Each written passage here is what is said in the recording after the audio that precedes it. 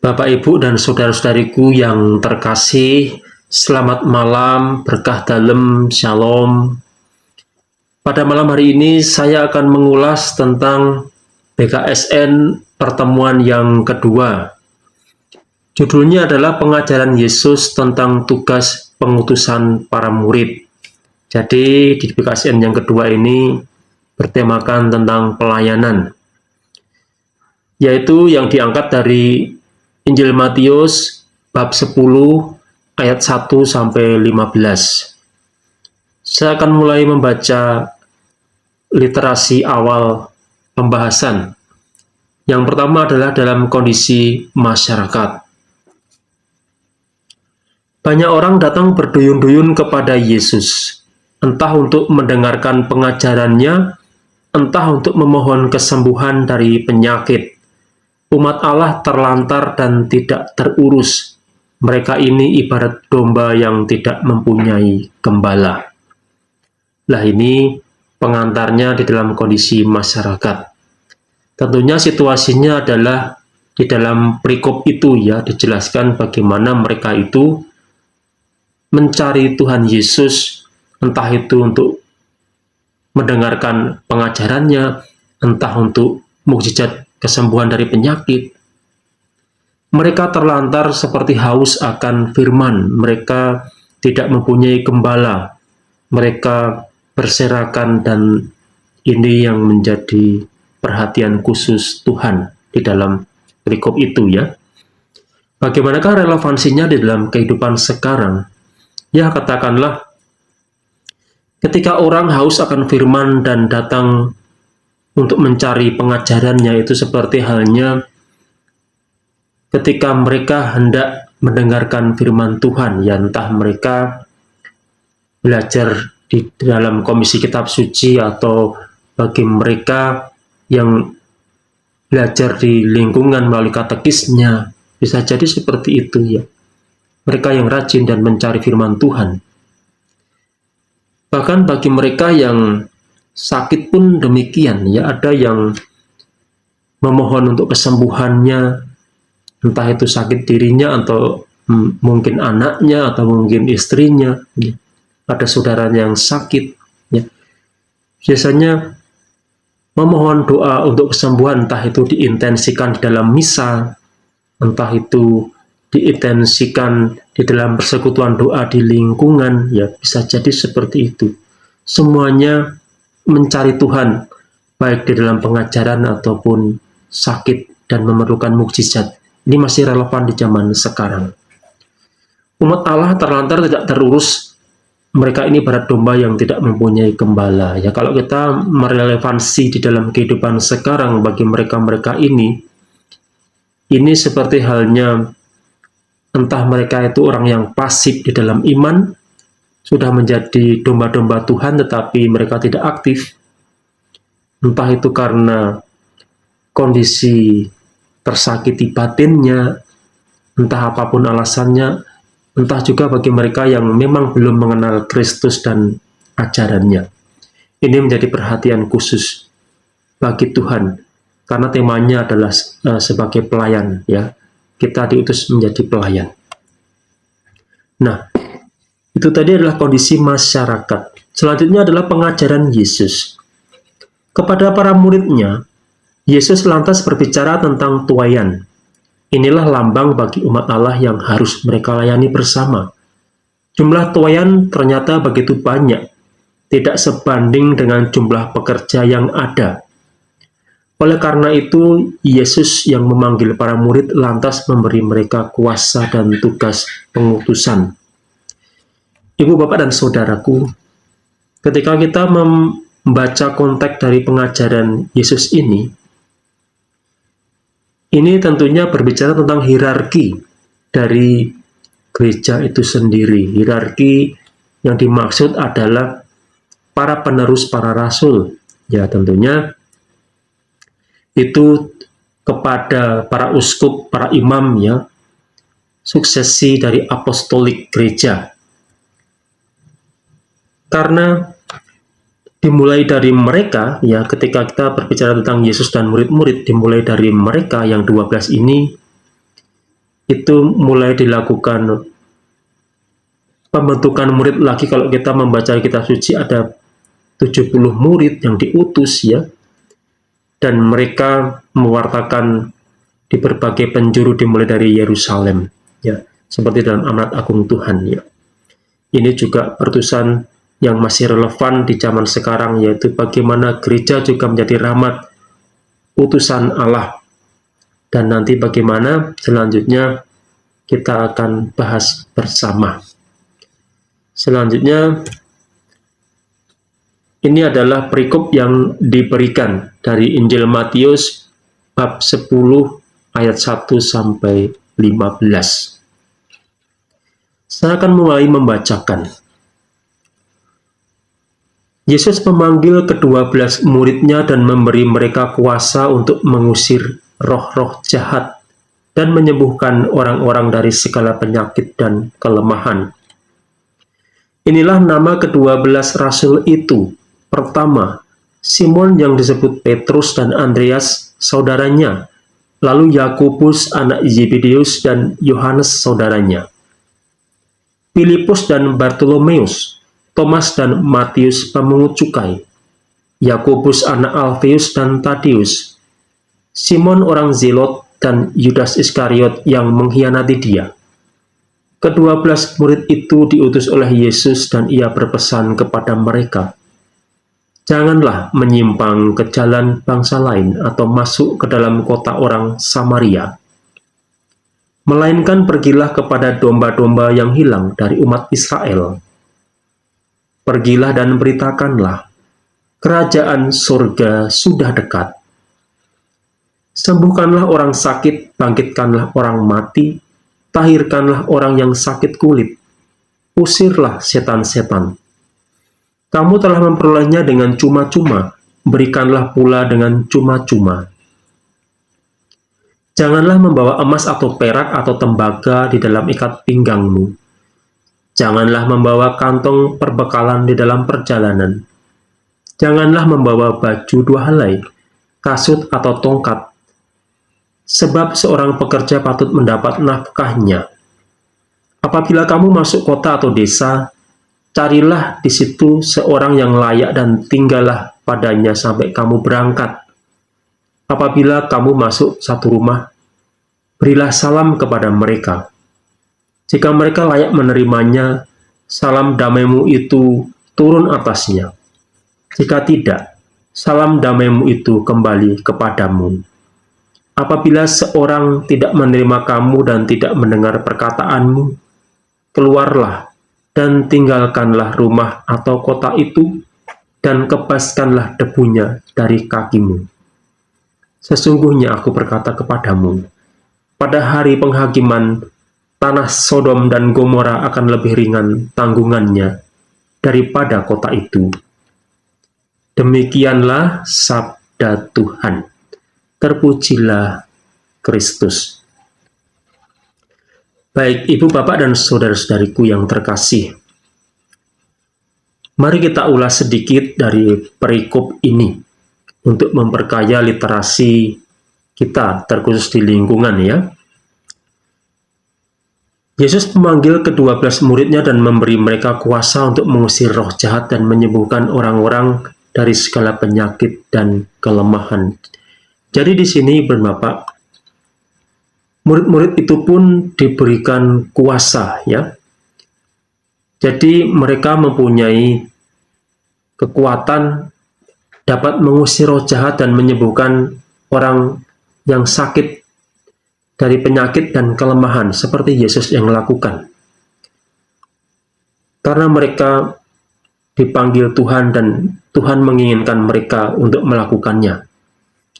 Ya, ini yang luar biasa.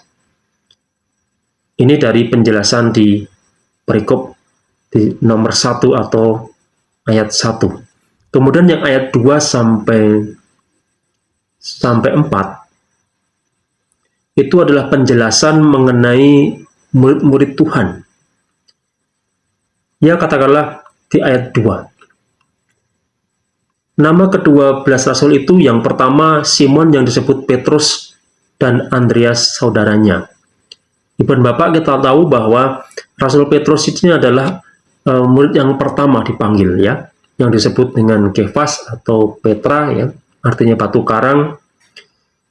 Petrus dan Andreas saudaranya, artinya Petrus ini adalah kakak dari Rasul Andreas ya. Jadi Petrus dan Andreas ini adalah kakak beradik. Kemudian Yakobus anak Yebedeus dan Yohanes saudaranya.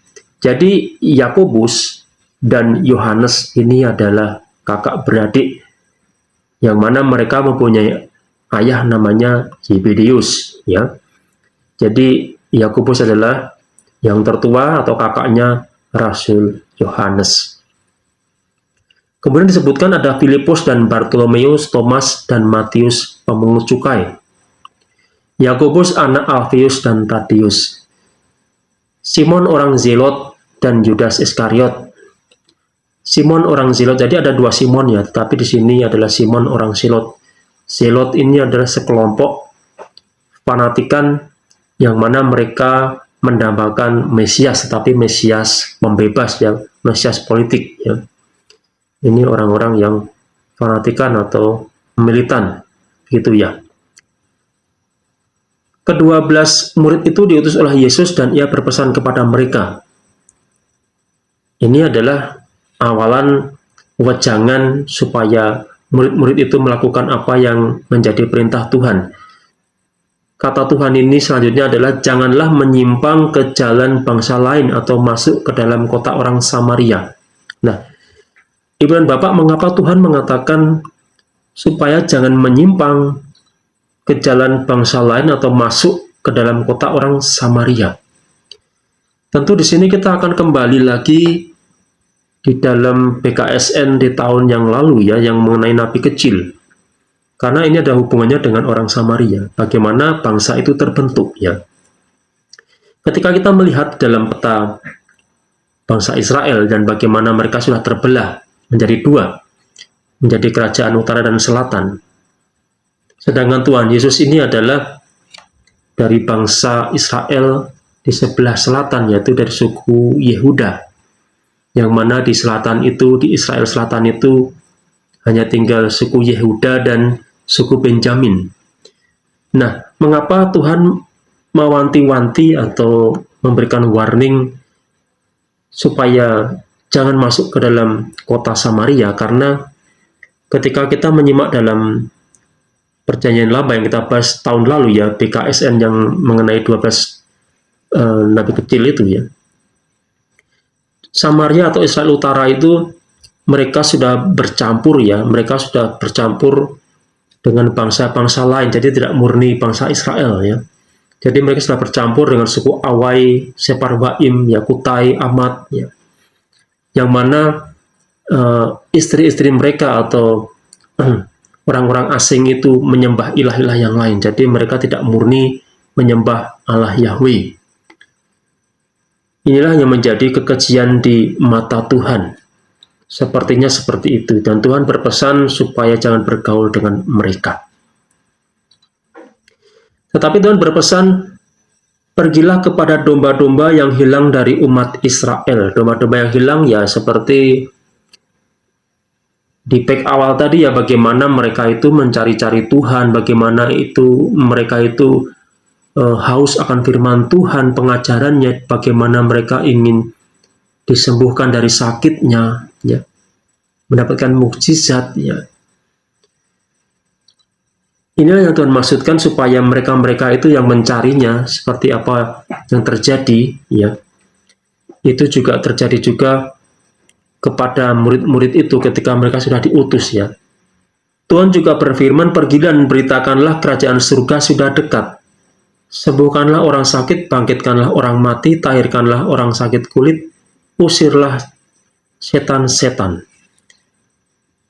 Luar biasa Ibu dan Bapak ya, kalau murid-murid diberikan kuasa seperti ini ya, untuk menyembuhkan orang sakit. Ya kita tahu di kisah para rasul ya, bagaimana Rasul Petrus dan para murid-murid itu ya seperti Rasul Paulus juga ya. Mereka mempunyai kuasa untuk menyembuhkan, bahkan bayangan Petrus juga bisa menyembuhkan juga ya. Bangkitkanlah orang mati. Kalau dalam kitab suci yang kita tahu murid-murid ini membangkitkan orang mati tidak tertulis ya. Tidak ada, bisa dikatakan tidak ada di kitab suci memang. Tetapi jika kita kembali ke dalam perjanjian lama, ketika kita mengingat Nabi Elia, Nabi Elia juga pernah membangkitkan orang mati ya.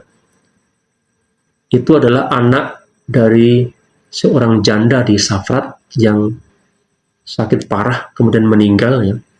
Tetapi karena Elia taat dan ia berdoa dan menepukkan anak itu di dada Elia 3 kali dan anak itu bangkit dari mati. Itu memang terjadi di dalam kisah Nabi Elia ya. Tetapi harap dipahami bahwa itu ada sebuah ketaatan Nabi Elia ya. Bukan berarti Elia mempunyai kuasa, tetapi memang diberikan kuasa oleh Allah.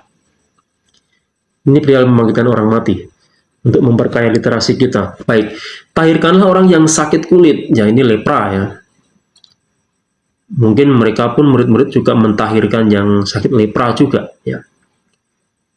Usirlah setan-setan ya. Setan-setan memang dikatakan di kisah para rasul itu bagaimana mereka juga mengusir setan-setan yang punya kuasa untuk ini ya. Kamu telah memperolehnya cuma-cuma, berikanlah pula dengan cuma-cuma. Jangan membawa emas, perak, tembaga dalam ikat pinggangmu. Jangan membawa kantong perbekalan dalam perjalanan. Jangan membawa baju 2 helai, kasut atau tongkat. Sebab seorang pekerja patut mendapatkan nafkahnya. Nah ini pesan dari Tuhan ya. Supaya di dalam pelayanan itu umatlah yang akan memelihara mereka, para muridnya. Ini masih relevan di zaman sekarang ya. Artinya ketika para imam itu ada dalam perutusan di lingkungan ya, entah melakukan misa atau melakukan ujub khusus ya atas permintaan umat, kita tahu bahwa imam itu pun dipelihara juga oleh umatnya.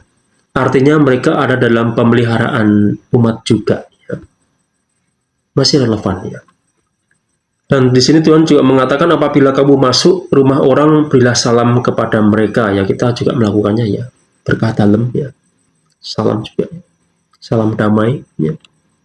Mereka layak menerimanya. Salam damaimu itu turun atasnya, jika tidak salam damaimu itu kembali kepadamu. Apabila seorang tidak menerima kamu dan tidak mendengar perkataanmu, keluarlah dan tinggalkanlah rumah atau kota itu dan kepaskanlah debunya dari kakimu. Ibu dan Bapak, apakah ini masih relevan zaman sekarang ya? Ya, saya rasa kalau secara frontal atau langsung itu tidak mungkin ya. Tidak mungkin mereka menolak kita atau menentang kita. Dalam batin mungkin ya. Tetapi secara frontal dengan sikap tindakan itu tidaklah ya. Mungkin 1 atau 2 yang memang karena mereka mannernya kurang atau adabnya rendah ya. Kita tahu itu ya. Berapa hal itu ada terjadi di dalam pemberitaan di media. Tetapi apabila memang itu terjadi ya, Tuhan sudah mengatakannya supaya meninggalkannya dan mengebaskan kakinya. Ya bisa jadi kita bisa mengatakan dalam hati, dalam doa kita, Tuhan ampunilah mereka karena mereka tidak tahu apa yang mereka lakukan. Biarlah Engkau yang menjadi hakim atas mereka, bukan kami. Ya terus terang itu yang saya lakukan ya ketika itu terjadi. Ya memang tugas kita hanya mewartakan ketika terjadi kesulitan tingkat lanjut, itu bukan hak kita ya, karena tugas kita cuma mewartakan masalah mereka menerima atau tidak, itu bukan hak kita lagi atau bukan tugas kita lagi ya. Sebuah karunia atau kasih keselamatan itu diberikan cuma-cuma dan itu menjadi kebebasan setiap orang untuk memilih atau menerima ya. Dan bisa mengatakan mau atau tidak ya. Menolak atau menerima. Itu hak bebas pribadi ya. Kalau tidak menerima ya sudah, kita tinggalkan saja. Kurang lebih seperti itu Ibu Bapak ya mengenai ulasan perikop. Bila ada kekayaan literasi yang lebih baik dari apa yang saya berikan, itu lebih baik lagi ya. Ibu dan Bapak bisa menyesuaikan secara pribadi. Mari kita berlanjut. Ulasannya menjadi murid yang diutus.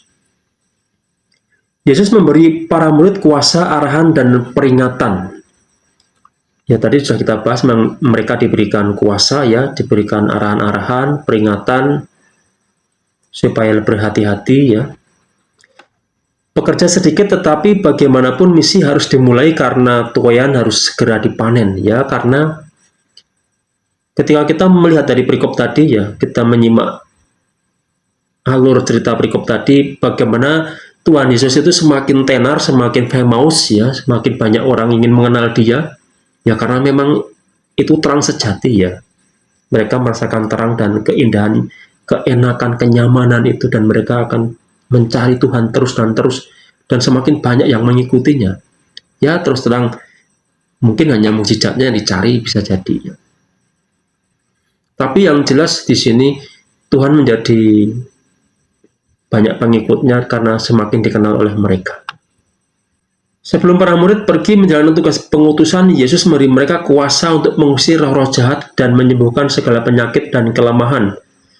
Sejak saat itu mereka memiliki kuasa yang sama dengan yang dimiliki Yesus. Ini merupakan indikasi bahwa tugas pengutusan mereka pun sama dengan yang dimiliki Yesus. Ya, Ibu dan Pak dan Saudara, ini memang yang kita baca tadi, mereka, para murid ini diberikan kuasa ya, diberikan power ya, kuasa seperti apa yang Tuhan lakukan ya, seperti contohnya tadi mengusir roh jahat, menyembuhkan segala penyakit dan kelemahan ya.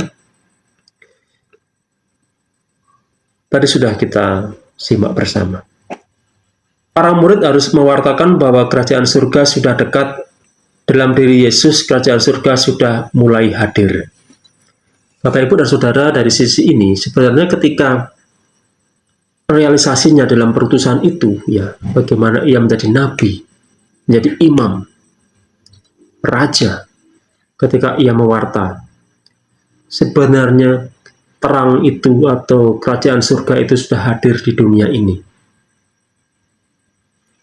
Sebenarnya ketika Tuhan Yesus hadir itulah kerajaan surga memang sungguh-sungguh ada di dunia ini untuk mengubah kita, untuk menyelamatkan kita, ya, untuk menjadikan kita layak menjadi anak-anaknya. Esensinya seperti itu ya. Yesus memberikan sejumlah larangan dalam pengutusan itu. Larangan itu menggarisbawahi kepercayaan penuh pada penyelenggaraan ilahi.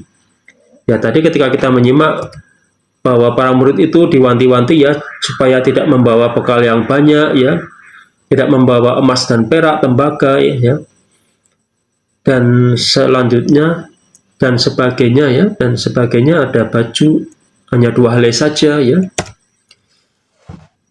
Larangan-larangan itu sebenarnya supaya mereka itu fokus dalam pelayanan dan biarlah yang memelihara itu Tuhan lewat umatnya. Kalau kita melihat relevansinya zaman sekarang ya memang ya imam-imam itu tidak memikirkan harta duniawi ya. Alih-alih sekedar mereka mempunyai harta pun sekedar untuk kebutuhan rumah tangga ya. Ketika kita melihat relevansinya di zaman sekarang ya, ketika kita melihat imam, ketika imam itu terjun ke lingkungan ya, ke umat wilayah. Dan ketika imam itu melakukan pelayanan, tentunya mereka ada dalam pemeliharaan umat juga ya. Para imam itu ya. Selanjutnya, jika ditolak, para murid tidak perlu kecewa. Yang perlu dilakukan adalah cukup keluar dari rumah atau dari kota itu dan mengebaskan debunya.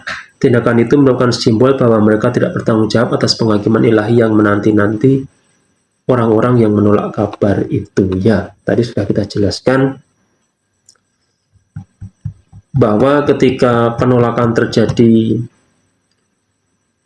kita pergi saja, kita tidak usah melakukan konfrontasi yang lebih memperkeruh suasana. Kita pergi saja, kita doakan supaya Tuhan mengampuni karena mereka tidak tahu apa yang mereka lakukan. Persis seperti doa Tuhan Yesus di kayu salib. Ya. Tuhan ampuni mereka karena mereka tidak tahu apa yang mereka lakukan. Biarlah Engkau yang menjadi hakim atas mereka, bukan kami. Kami mengasihi mereka, tetapi keadilan-Mu biarlah menjadi hakim atas mereka. Itu kalau saya. Baik Ibu dan Saudara, di sini ada amanat. Kita semua yang adalah murid-murid Yesus dipanggil dan diutus Yesus untuk menjadi rasul dan utusannya. Kita semua dipanggil dan diutus untuk terlibat aktif di dalam misi yang diemban Yesus. Ya, ini berbicara tentang administratif gereja ya. Bisa jadi itu menjadi prodiakon, bisa jadi itu menjadi ketua lingkungan, katekis ya. Kita terlibat aktif ya, mungkin ada di komisi-komisi kerasulan ya. Bisa jadi seperti itu ya. Di KKS ya.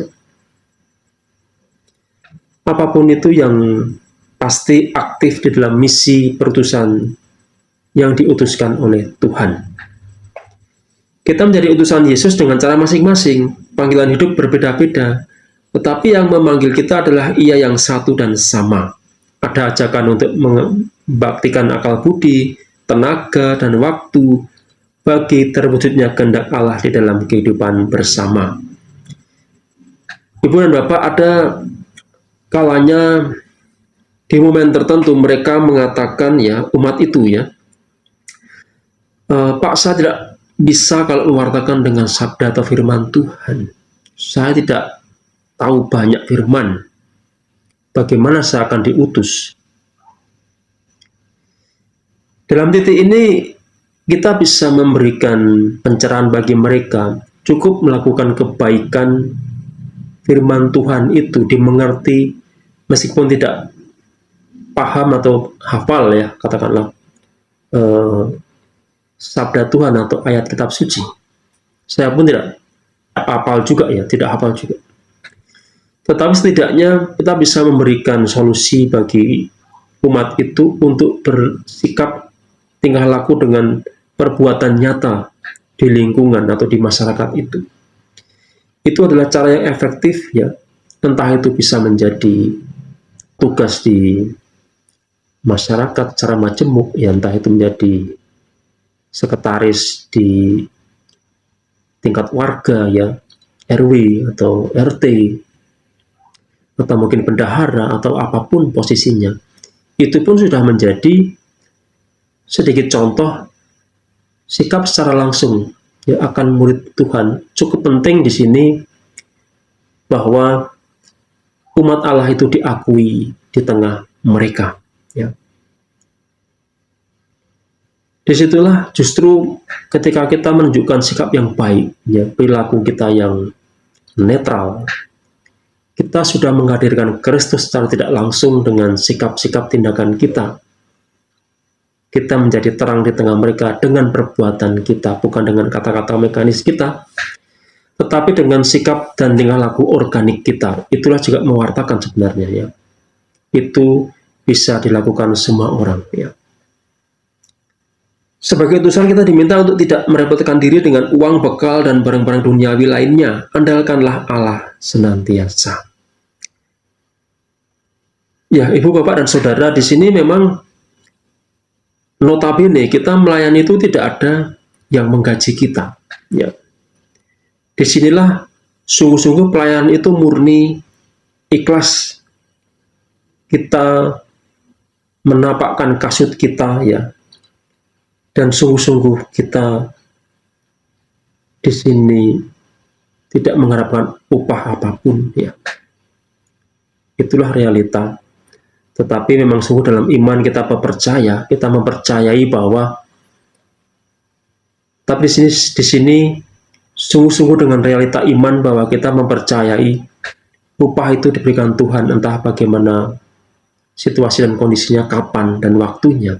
Tetapi Tuhan tahu akan maksud baik kita ya.